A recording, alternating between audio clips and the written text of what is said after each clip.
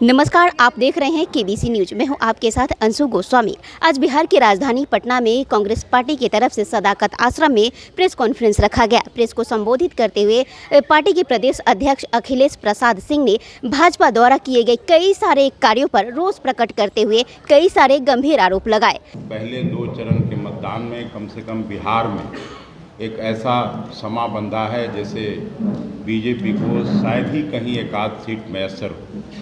खास करके कांग्रेस के बारे में तो मैं कह सकता हूं कि तीनों ही सीट हम लोग बड़े अंतर से जीतने जा रहे हैं, चाहे वो किशनगंज हो, कटिहार हो, भागलपुर हो। और अभी समस्तीपुर में चुनाव बाकी है, मुजफ्फरपुर का चुनाव बाकी है, महाराजगंज का चुनाव बाकी है, बेतिया का चुनाव बाकी है, पटना और सासाराम का चुनाव बाकी है। हम इन सभी नेताओं को, मुकेश जी और इनके सभी सहयोगी जो यहाँ उपस्थित हैं, सबको हृदय से धन्यवाद देते हैं कि इन्होंने कांग्रेस और महागठबंधन के प्रत्याशियों को जीत सुनिश्चित करने के लिए काम करेंगे।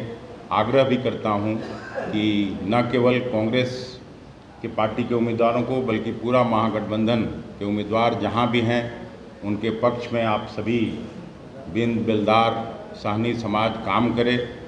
और ये निश्चित है कि कांग्रेस पार्टी किसी एक जाति बिरादरी की पार्टी नहीं रही है। आज़ादी के बाद से ही हम लोग सभी जाति बिरादरी धर्म संप्रदाय को लेकर चलते हैं और निश्चित रूप से जो देश में एक परिवर्तन की लहर चल रही है, आप लोग भी महसूस करते होंगे कि हर जगह भारतीय जनता पार्टी को परेशानी हो रही है। हर जगह, चाहे मोदी जी की सभा हो, अमित शाह जी की सभा हो, हर जगह उनकी सभाओं में जैसे पहले लोग कहते थे उस बात में कमी आई है। और मुझे विश्वास है कि महागठबंधन यहाँ भारी संख्या में हम लोग जीतेंगे, बहुसंख्यक सीटों पर जीतेंगे। और यही स्थिति कमोबेश पूरे देश की।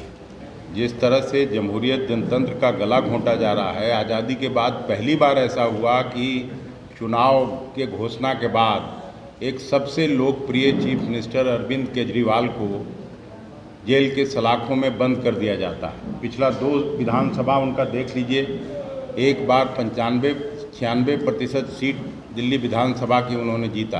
पार्टीज़ के लीडर इशूज़ की बात करते हैं, इशू उठाते हैं, सवाल पूछते हैं प्रधानमंत्री से, तो उनका आवाज़ बंद करने के लिए ऐसा काम किया जा रहा है। उसी तरह से ये 400 पार की बात करते थे। 400 पार का क्या मतलब? 300 कुछ सीट आया था पिछली बार भारतीय जनता पार्टी के गठबंधन को। तो आप 400 इसलिए कर रहे हैं कि आप संविधान बदलना चाहते हैं, नगपुरिया कानून लाना चाहते हैं इस देश में।